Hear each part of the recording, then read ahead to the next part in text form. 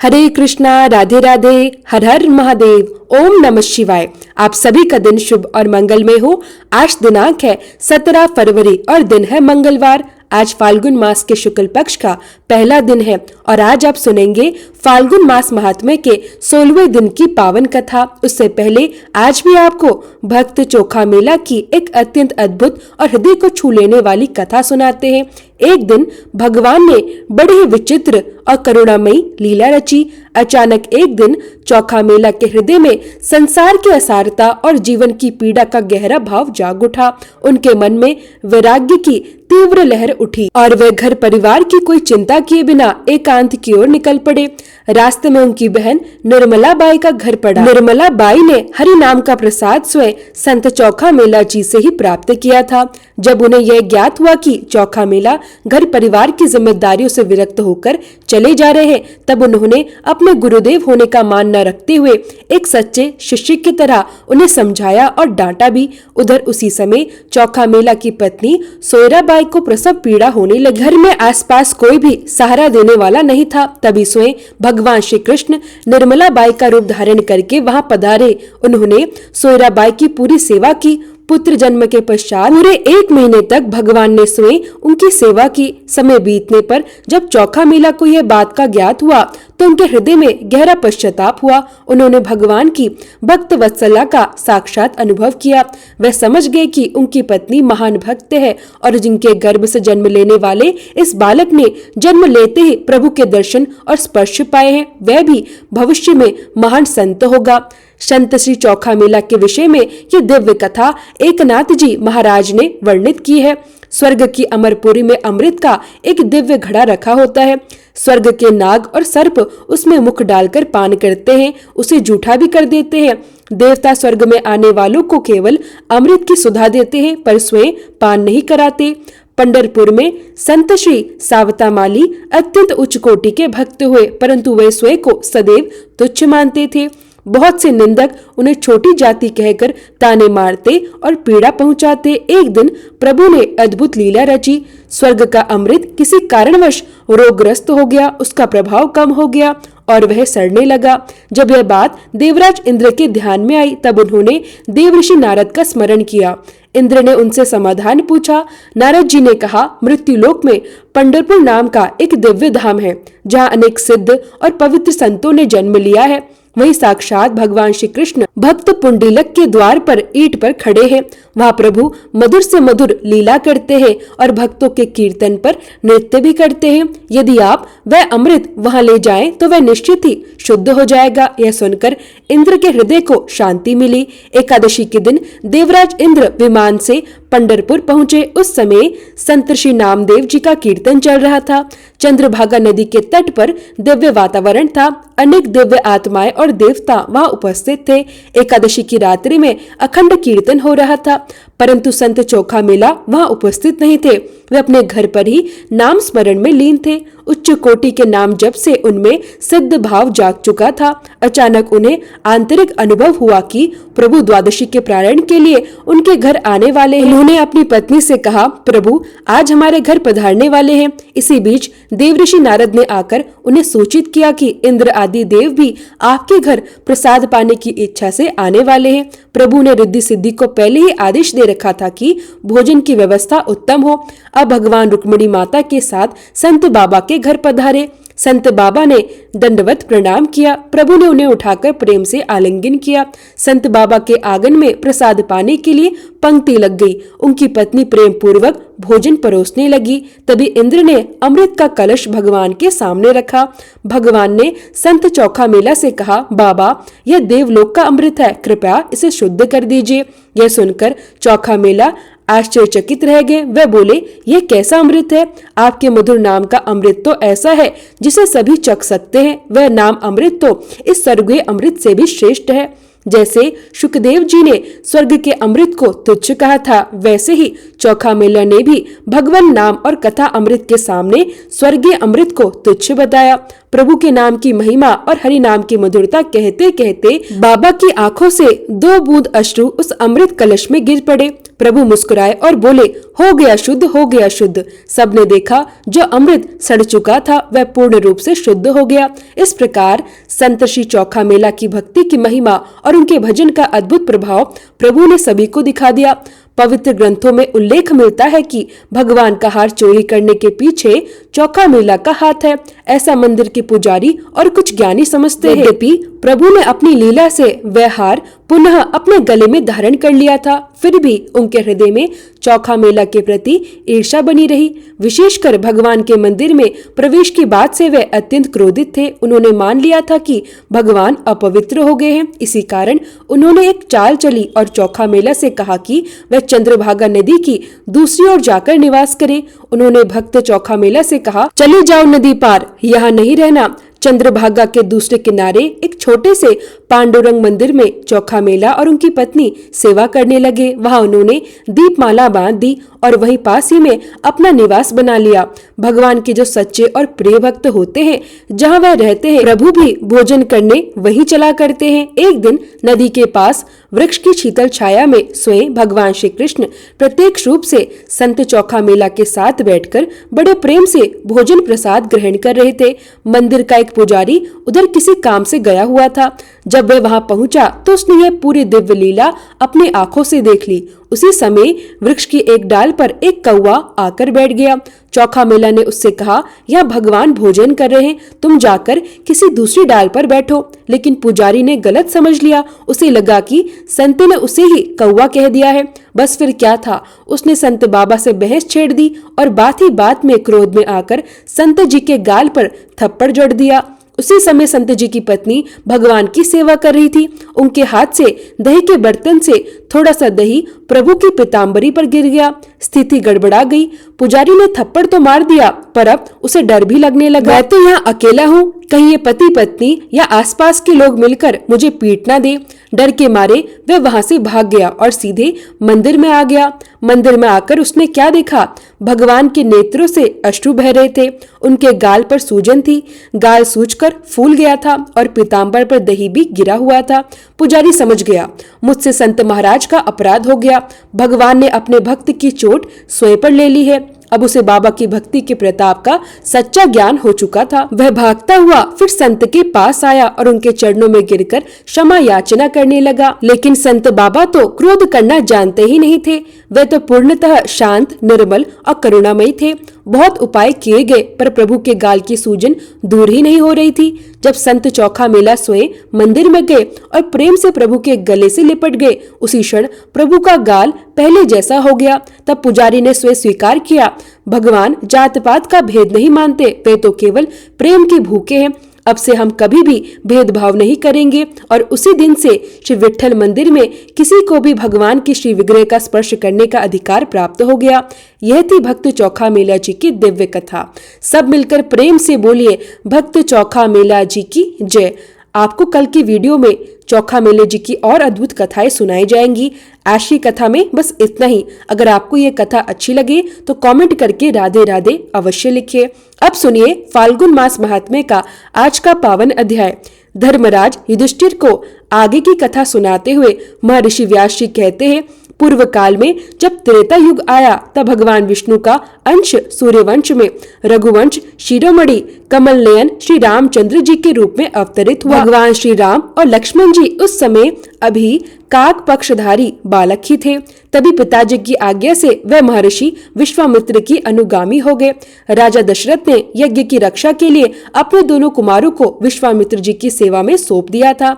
दोनों वीर धनुष बाण धारण करके पिता की आज्ञा का पालन करने हेतु उनके साथ चल पड़े। मार्ग में जाते हुए उन दोनों भाइयों के सामने ताड़का नाम की राक्षसी विघ्न डालने के लिए आ खड़ी हुई। तब विश्वामित्र मुनि की आज्ञा से श्री रामचंद्र ने ताड़का का वध कर दिया। विश्वामित्र जी ने रामचंद्र जी को धनुर्वेद विद्या का उपदेश भी दिया। रघुनाथ जी के चरणों के स्पर्श से शिला रूप धारण करने वाली अहिल्या, जो देवराज इंद्र के साथ संयोग के कारण श्रापवश पत्थर बन गई थी, पुनः गौतम ऋषि की पत्नी के रूप में प्रकट हो गई। उनका उद्धार हो गया। जब विश्वामित्र जी का यज्ञ आरंभ हुआ, अब रघुनाथ जी ने मारीच को मार भगाया और सुबाहु को अपने उत्तम बाणों से मृत्यु को प्राप्त करा दिया। उन्होंने राजा जनक के महल में रखे महादेव जी के धनुष को भी तोड़ दिया और फिर अयोनिजिता सीता जी के साथ विवाह किया। जब वे अयोध्या लौटने लगे तब मार्ग में परशुराम जी उनसे मिले। उन्हें परास्त कर श्री रामचंद्र जी सीता के साथ अयोध्या लौट आए। इसके बाद 27 वर्ष की आयु में जब श्री रामचंद्र जी को युवराज पद देने की तैयारी होने लगी, तब कैकेयी ने राजा दशरथ से 2 वर मांग लिए। पहले वर में उसने मांग किया कि श्री राम जटा धारण करके 14 वर्षों के लिए वन को प्रस्थान करे। दूसरे वर में उसने यह मांग लिया कि भरत युवराज पद के अधिकारी बने। कैकेयी भोली भाली थी, उसने मंथरा के बहकाव में आकर ऐसा वर मांग लिया था। राजा दशरथ ने भी जानकी और लक्ष्मण जी के साथ श्री रामचंद्र जी को वनवास दे दिया। वन जाते समय श्री रामचंद्र जी 3 रात तक केवल जल पीकर रहे। चौथे दिन उन्होंने फलाहार किया और 5वें दिन चित्रकूट पहुंचकर पत्तों की कुटिया बनाकर निवास किया। उसी समय राजा दशरथ श्री रामचंद्र जी का नाम लेते लेते स्वर्ग सिधार गए। उन्होंने ऋषि के श्राप को पूर्ण करते हुए स्वर्गलोक की प्राप्ति की। इसके पश्चात भरत और शत्रुघ्न चित्रकूट पहुँचे। भरत जी ने जब ये दुखद समाचार सुनाया कि पिता महाराज दशरथ स्वर्ग सिधार चुके हैं, तब वे दोनों हाथ जोड़कर श्री रामचंद्र जी से अयोध्या लौट चलने की विनती करने लगे। उन्होंने बड़े प्रेम और विनम्रता से समझाया, बहुत आग्रह किया, लेकिन जब श्री राम जी अपने वचन और धर्म पर अटल रहते हुए लौटने के लिए तैयार नहीं हुए, तब भरत जी ने एक महान निर्णय लिया। उन्होंने प्रभु की चरण पादुका को अपने सिर पर धारण किया। भरत और शत्रुघ्न जी दोनों भाई उन पावन चरण पादुकाओं को लेकर नंदी ग्राम लौट आए। वहां रहकर दोनों भाई स्वयं राज्य नहीं भोगते थे, बल्कि श्री राम जी की चरण पादुकाओं का सिंहासन पर स्थापित कर उनकी पूजा करते हुए राज्य की रक्षा करते रहे। उधर प्रभु श्री रामचंद्र जी महात्मा आत्री से मिलकर आगे दंडकारण्य की ओर बढ़े। वहां पहुंचकर उन्होंने राक्षसों का संहार आरंभ किया। सबसे पहले उन्होंने राक्षस राध का वध किया। उसके बाद 12.5 वर्षों तक वे पंचवटी में निवास करते रहे। पंचवटी में रहते हुए एक दिन लक्ष्मण जी ने शूर्पणखा नामक राक्षसी को दंड दिया। वह दुष्ट भाव से आई थी, इसलिए लक्ष्मण जी ने उसके नाक और कान काटकर उसे कुरूप कर दिया। वन में जानकी जी के साथ विचरण करते हुए एक दिन भयंकर राक्षस रावण प्रभु के आश्रम के समीप आया। उसका उद्देश्य केवल एक था, माता सीता का अपहरण करना।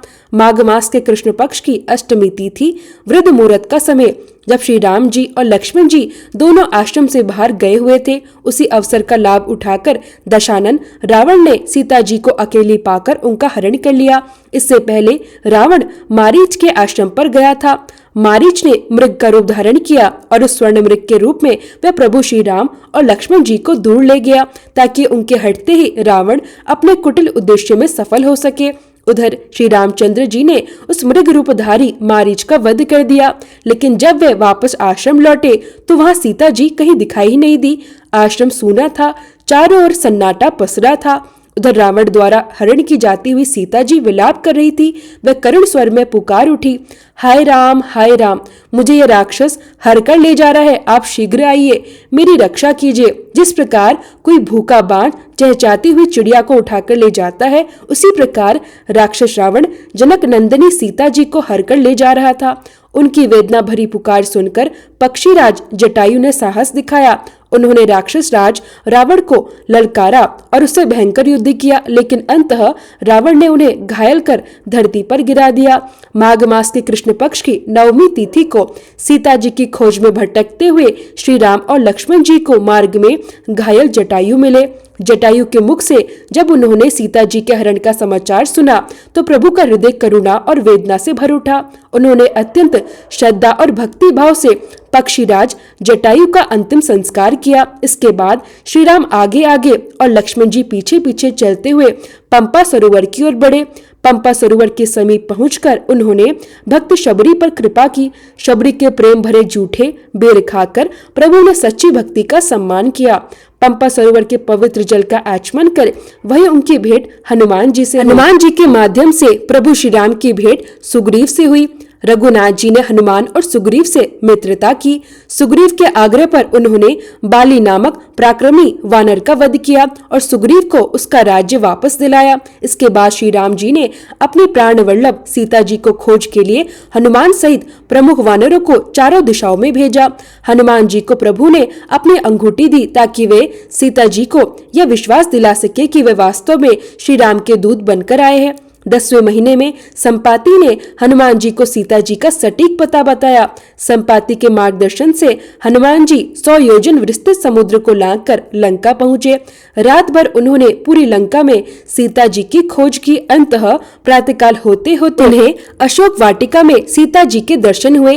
द्वादशी तिथि को हनुमान जी अशोक वृक्ष पर बैठकर अवसर की प्रतीक्षा करते रहे। उसी रात उन्होंने जानकी जी को श्री राम की कथा सुनाई और उन्हें विश्वास दिलाया। त्रयोदशी तिथि को हनुमान जी का युद्ध अक्षय कुमार आदि राक्षसों से हुआ। उसी दिन मेघनाथ ने ब्रह्मास्त्र का प्रयोग कर हनुमान जी को बांध लिया। ब्रह्मास्त्र से बंधे होने पर भी वायुपुत्र हनुमान जी ने राक्षस राज रावण को कठोर और सत्य वचन सुनाए। रावण के आदेश पर राक्षसों ने उनकी पूंछ में आग लगा दी, लेकिन वही अग्नि लंका के लिए विनाश बन गई। हनुमान जी ने उसी अग्नि से संपूर्ण लंका को जला डाला। पूर्णिमा के दिन वे पुनः महेंद्र पर्वत पर लौट आए। मार्ग में प्रतिपदा से 5 दिनों तक चलते हुए वे मधुवन पहुँचे। षष्ठी तिथि को उन्होंने मधुवन का विध्वंस किया। सप्तमी तिथि को वे श्री राम जी के पास पहुँचे और पूरा समाचार सुनाया। सीता जी ने उन्हें अपनी चूड़ामणि दी थी। वही मणि प्रभु को सौंपकर हनुमान जी ने बताया कि वे सीता माता से मिलकर आए हैं। अष्टमी तिथि को उत्तरा फाल्गुनी नक्षत्र में विजय संज्ञक मुहूर्त में शुभ समय पर ठीक दोपहर में श्री रामचंद्र जी ने लंका की ओर प्रस्थान किया। यहाँ एक अत्यंत महत्वपूर्ण बात ध्यान देने योग्य है। जब स्वयं भगवान श्री राम भी सीता जी की खोज और रावण से युद्ध के लिए प्रस्थान कर रहे थे, तब उन्होंने भी एक शुभ मुहूर्त की प्रतीक्षा की। उन्होंने सही नक्षत्र, सही तिथि और सही मुहूर्त में ही अपनी यात्रा प्रारंभ की। इसी से हमें यह शिक्षा मिलती है कि हमारे पुराणों में जो तिथि, नक्षत्र और मुहूर्त किसी शुभ कार्य के लिए बताए गए हैं, उनका पालन करना अत्यंत कल्याणकारी होता है। जब भी किसी विशेष तिथि और नक्षत्र का संयोग होता है और किसी तीर्थ या पवित्र कुंड के दर्शन का विधान बताया जाता है, तो उसके पीछे गहन आध्यात्मिक महत्व छिपा होता है। किसी कुंड या सरोवर में स्नान करना और उससे पुण्य की प्राप्ति होना, रोग व्याधियों का दूर हो जाना या किसी विशेष कार्य में विजय प्राप्त होना, ये सारा वृत्तांत हमारे पुराणों में पूर्ण रूप से सत्य बताया गया है। और यही कारण है कि जब भी हम कोई नया कार्य आरंभ करते हैं, कोई भी महत्वपूर्ण कदम उठाते हैं, तो उससे पहले शुभ मुहूर्त अवश्य देखते हैं। हम यह सुनिश्चित करते हैं कि जो भी शुभ कार्य हम करने जा रहे हैं, उसके लिए वह समय अनुकूल है या नहीं। और जब वह विशेष शुभ मुहूर्त आता है, तभी कई बार हम कार्य की शुरुआत करते हैं और निश्चय ही उसमें सफलता भी प्राप्त होती है। इन सभी बातों का, इन सभी दिव्य जानकारियों का हमारे धर्म में, हमारे पुराणों में अत्यंत महत्वपूर्ण स्थान है। तब जब भगवान श्री राम ने ठीक दोपहर के समय प्रस्थान किया, तो दक्षिण दिशा की ओर बढ़ते हुए उन्होंने प्रतिज्ञा की कि मैं समुद्र को लांघकर भी राक्षस राज रावण का वध अवश्य करूंगा। दक्षिण दिशा की ओर प्रस्थान करते समय श्री रामचंद्र जी के साथ वानर राज सुग्रीव भी थे। 7 दिनों के भीतर समुद्र के तट पर सेना की छावनी स्थापित हो गई। समस्त वानर सेना वहां एकत्रित हो गई। पौष शुक्ल प्रतिपदा से लेकर तृतीया तक अपनी संपूर्ण सेना सहित श्री रामचंद्र जी की उपस्थिति सागर तट पर बनी रही। चतुर्थी तिथि को विभीषण आकर श्री रामचंद्र जी से मिले। पंचमी तिथि को समुद्र पार करने के विषय में विचार किया गया। इतना विशाल अपार समुद्र, इसे कैसे पार किया जाए? अब जब पार करने की बारी आई, तो सामने एक बहुत बड़ी बाधा थी। यह दुस्तर और अथाह समुद्र। प्रश्न यही था कि इतना विशाल सागर कैसे लांघा जाए। तब देखिए, स्वयं भगवान श्री रामचंद्र ने भी उपवास किया। वे प्रभु हैं, सब कुछ कर सकते हैं, बिना उपवास के भी कार्य सिद्ध कर सकते हैं। किंतु उस समय उन्होंने मनुष्य रूप धारण किया था और एक मनुष्य होने के नाते उन्हें मर्यादा और नियमों का पालन करना ही था। इसलिए उन्होंने 4 दिनों तक समुद्र तट पर रहकर उपवास और व्रत किया। अभी विजया एकादशी और जया एकादशी का उपवास आप में से अनेक भक्तों ने अवश्य रखा होगा। तब भगवान श्री रामचंद्र ने भी विजया एकादशी का उपवास रखा था। उन्होंने उसके सभी नियमों का पूर्ण रूप से पालन किया। पूरे 4 दिन तक चौथे दिन समुद्र देव से उन्हें वर प्राप्त हुआ। साथ ही समुद्र देव ने समुद्र पार करने का उपाय भी बताया। दशमी तिथि से सेतु बांधने का कार्य अर्थात समुद्र के ऊपर पुल बनाने का महान कार्य प्रारंभ हुआ और त्रयोदशी तिथि तक वह पूर्ण भी हो गया। चतुर्दशी को सुबल पर्वत पर पहुंचकर श्री रामचंद्र जी ने अपनी सेना का पड़ाव डाला। पूर्णिमा से लेकर द्वितीया तक इन 3 दिनों में संपूर्ण सेना समुद्र पार करके लंका पहुंच गई। उसके बाद शुभ लक्षणों के साथ श्री रामचंद्र जी ने सीता जी को पुनः प्राप्त करने के संकल्प से शूरवीर वानरों की सेना सहित लंका को चारों ओर से घेर लिया। तृतीया से लेकर दशमी तिथि तक 9 दिनों तक सेना वहीं डटी रही। एकादशी के दिन शुक और सारण ये दोनों मंत्री वहां पहुंचे। पौष कृष्ण द्वादशी को सेना की गणना की गई, गिनती की गई, बल का आकलन किया गया, किस पक्ष की सेना में कितना बल है, किन सैनिकों को पहले युद्ध में भेजा जाए और किन्हें बाद में। तब कपि श्रेष्ठ सुग्रीव जी ने अपनी सेना के बल और सामर्थ्य का विस्तृत वर्णन किया। त्रयोदशी से लेकर अमावस्या तक 3 दिनों तक लंका में रावण ने अपनी सेना का संगठन किया, उनकी गणना की। उसने अपने सैनिकों में युद्ध के लिए उत्साह और जोश भरने का कार्य किया। किसी भी युद्ध से पहले सैनिकों का उत्साह अवश्य बढ़ाया जाता है। केवल युद्ध ही क्यों, किसी भी प्रतियोगिता में, किसी भी प्रतिस्पर्धा में सबसे पहले मनोबल को मजबूत किया जाता है, उन्हें प्रेरणा दी जाती है, उनका आत्मविश्वास बढ़ाया जाता है ताकि परिणाम चाहे हार हो या जीत वे आगे की दिशा स्पष्ट रूप से तय कर सके। माघ शुक्ल प्रतिपदा को अंगद जी दूत बनकर रावण के दरबार में गए। द्वितीया के दिन सीता जी को माया से उनके पति भगवान श्री राम जी के कटे हुए मस्तक आदि का दर्शन कराया गया।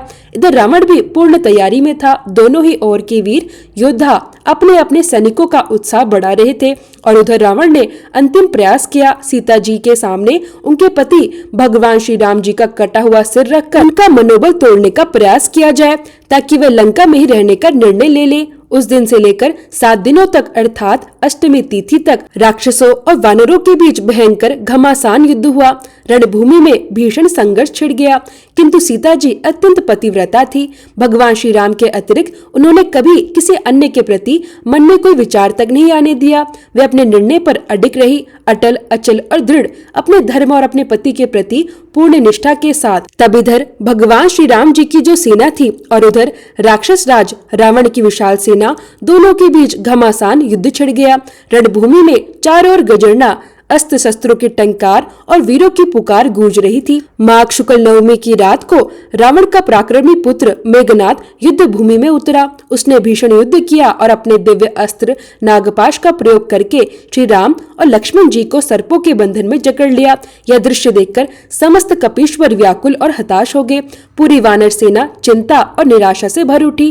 तभी वायुदेव के उपदेश से श्री रघुनाथ जी ने गरुड़ देव का स्मरण किया। दशमी तिथि को गरुड़ जी प्रकट हुए और नागपाश से श्री राम और लक्ष्मण जी को मुक्त कराया। माघ शुक्ल एकादशी से लेकर 2 दिनों तक युद्ध बंद रहा, मानो रणभूमि ने भी कुछ क्षणों का विश्राम लिया हो। द्वादशी तिथि को हनुमान जी ने द्रुम्न का वध किया। त्रयोदशी को उन्होंने अकंपन का भी अंत कर दिया। शुक्ल चतुर्दशी से लेकर कृष्ण पक्ष की प्रतिपदा तक 3 दिनों में नील ने प्रहस्त का वध कर डाला। माँ कृष्ण द्वितीया से लेकर चतुर्थी तक 3 दिनों का भयंकर युद्ध हुआ। स्वयं श्री रामचंद्र जी ने तुमुल संग्राम करते हुए रावण को रणभूमि से मार भगाया। पंचमी से अष्टमी तक रावण द्वारा जगाया गया उसका भाई कुंभकर्ण 4 दिनों तक केवल भोजन ही करता रहा, क्योंकि उसके लिए जागने के बाद भोजन अत्यंत आवश्यक होता था। इसके बाद नवमी से लगातार 4 दिनों तक कुंभकर्ण ने भयानक युद्ध किया। उसने असंख्य वानरों को निगल डाला, अतः वह भी भगवान श्री राम के हाथों मारा गया। अमावस्या के दिन लंका में उसके लिए शोक मनाया गया। फाल्गुन शुक्ल प्रतिपदा से लेकर चतुर्थी तक 4 दिनों में रात आदि 5 राक्षस मारे गए। पंचमी से सप्तमी तक 3 दिनों में अतिकाय का वध हुआ। अष्टमी से द्वादशी तक 5 दिनों में निकुंभ और कुंभ मारे गए। फिर 4 दिनों में मकरा का भी अंत हुआ। फाल्गुन कृष्ण द्वितीया के दिन मेघनाद पराजित हुआ। तीज से लेकर सप्तमी तक 5 दिनों तक युद्ध औषधि आदि लाने की व्यग्रता के कारण बंद रहा।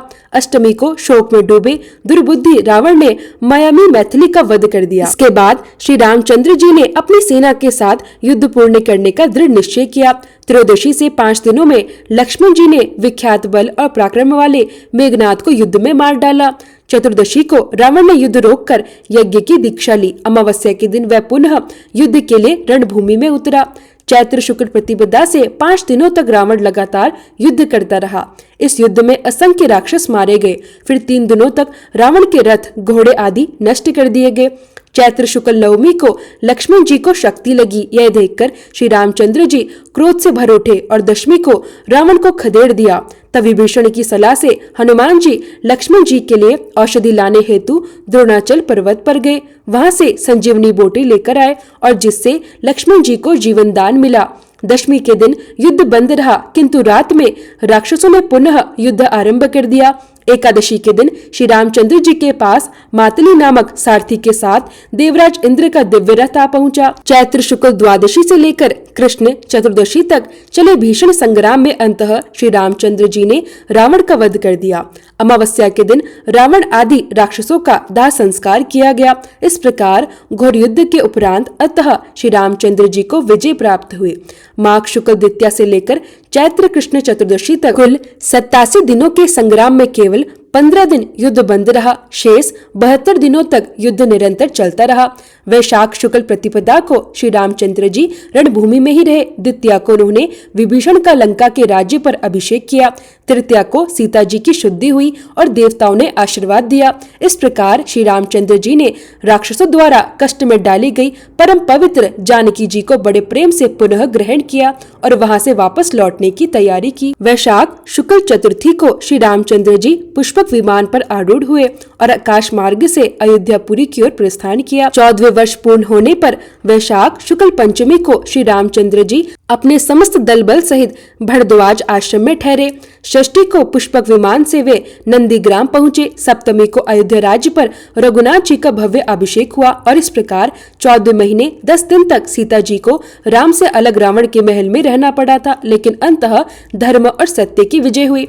14 वर्ष के वनवास के बाद जब भगवान श्री राम जी ने अयोध्यापुरी में प्रवेश किया, उस समय रावण का गर्व चूर करने वाले श्री रामचंद्र जी अत्यंत प्रसन्न थे। उनके मुखमंडल पर तेज और करुणा दोनों साथ साथ झलक रहे थे। उन्होंने अपने प्रिय भाइयों के साथ पूरे 11,000 वर्षों तक राज्य किया। राज्य का उत्तम प्रकार से पालन करने के बाद वे अंत में सबके साथ परम धाम को प्रस्थान कर गए। राम राज्य में सभी लोग अत्यंत प्रसन्न रहते थे। हर घर धन्य धान्य से संपन्न था और पुत्र पौत्रों से भरा पूरा था। बादल भी मानो इच्छा के अनुसार ही वर्षा करते थे। अन्न की उपज कई गुना अधिक होती थी। गाय घड़े घड़े भरकर दूध देती थी और वृक्षों पर सदा मीठे फल लगे रहते थे। श्री रामचंद्र जी के राज्य में किसी को भी रोग, दुख या शोक नहीं सताता था। सभी पुरुष माता पिता की आज्ञा मानने वाले, उनकी भक्ति और सेवा करने वाले होते थे। ब्राह्मण सदा वेद पाठ में लगे रहते, क्षत्रिय ब्राह्मणों की सेवा करते और वैश्य लोग ब्राह्मणों तथा गौओं में सदा भक्ति रखते थे। उस समय वर्णशंका और कर्मशंका नाम भी किसी ने नहीं सुना था। सभी समान थे, सबके मन में एक दूसरे के लिए सम्मान था। राम राज्य में कोई भी स्त्री बांझ, दुर्भाग्यवश या विधवा नहीं थी। सीधे सद गृहस्थ को कभी विलाप नहीं करना पड़ता था। कोई भी माता पिता और गुरु की अवहेलना नहीं करता था और न ही उनका अपमान करता था। प्रत्येक मनुष्य पुण्य कर्म करता था और बड़े बूढ़ों की आज्ञा का कभी उल्लंघन नहीं करता था। कोई भी दूसरे की भूमि पर अधिकार नहीं जमाता था। सभी पराई स्त्रियों से विमुख रहते और उन्हें माता के समान सम्मान देते थे। कोई मनुष्य पर निंदक, दरिद्र, रोगी, चोरी, जुआरी, शराबी या पापी नहीं था। सोना चुराने वाला, गुरु पत्नी गमन करने वाला, ब्रह्म हत्या, स्त्री हत्या और बाल हत्या करने वाला तथा झूठ बोलने वाला, ऐसा एक भी मनुष्य भगवान श्री रामचंद्र जी के राज्य में नहीं था। इसलिए उसे सच्चा राम राज्य कहा जाता है। यही राम राज्य की पहचान होती है। कोई किसी की जीविका नष्ट नहीं करता था, कोई झूठी गवाही नहीं देता था। कृतघ्न और मलिन मनुष्य कहीं भी देखने को नहीं मिलते थे। ब्राह्मण वेदों के पारंगत विद्वान होते थे और सदा सर्वत्र उनकी पूजा होती थी। अत्यंत विख्यात राम राज्य में ऐसा कोई भी मनुष्य नहीं था जो व्रत का पालन करने वाला या भगवान का भक्त न हो। राज्य करते हुए श्री रामचंद्र जी के पास उनके पुरोहित महाभागवत मुनि अनेक तीर्थों का भ्रमण करके लौटे। श्री रामचंद्र जी ने अत्यंत आदर और विनम्रता के साथ अभ्युत्थान, पाग, अर्घ आदि के द्वारा मुनियों सहित गुरु वशिष्ठ जी का विधि पूर्वक पूजन किया। पूजन के पश्चात मुनिवर वशिष्ठ जी ने श्री रामचंद्र जी से उनके राज्य, अश्व, हाथी, खजाने, देश, उत्तम बंधुओं तथा सेवकों के विषय में कुशल मंगल पूछा। तब श्री रामचंद्र जी ने हाथ जोड़कर बड़ी विनम्रता से कहा, हे गुरुदेव, आपकी कृपा और प्रसाद से मेरे लिए सर्वत्र कुशल है, सब कुछ मंगलमय है। इसके बाद श्री रामचंद्र जी ने मुनिवर वशिष्ठ जी से उनकी पत्नी और पुत्र के कुशल मंगल का समाचार पूछा। तब वशिष्ठ जी ने बड़े विस्तार से बतलाया कि उन्होंने भूमंडल में जिन जिन क्षेत्रों, तीर्थों और देवालयों का दर्शन किया, उन सबका क्रमशः वर्णन करते हुए अपना कुशल मंगल बताया। उन्होंने बताया कि किन किन पवित्र स्थलों पर वे गए, किन देवालयों में पूजा अर्चना की, उन किन महात्माओं का संग प्राप्त किया। यह सब सुनकर कमल नयन भगवान श्री रामचंद्र जी अत्यंत विस्मित और आनंदित हुए। इसके बाद श्री रामचंद्र जी ने अत्यंत श्रद्धा और उत्सुकता के साथ वशिष्ठ जी से श्रेष्ठ और उत्तम तीर्थों का महात्म्य पूछना प्रारंभ किया। तब मुनिवर वशिष्ठ जी ने जिन जिन तीर्थों का दर्शन किया था, जिन जिन पवित्र स्थलों की यात्रा की थी, उनका क्रमशः विस्तृत वृत्तांत भगवान श्री राम जी को सुनाना प्रारंभ किया। और इसी के साथ आज के अध्याय का यह सुंदर प्रसंग यही पूर्ण होता है। जय भोलेनाथ। आज के अध्याय में बस इतना ही। इसके आगे की दिव्य और पावन कथा आप सभी आने वाले अध्याय में अवश्य सुनिए।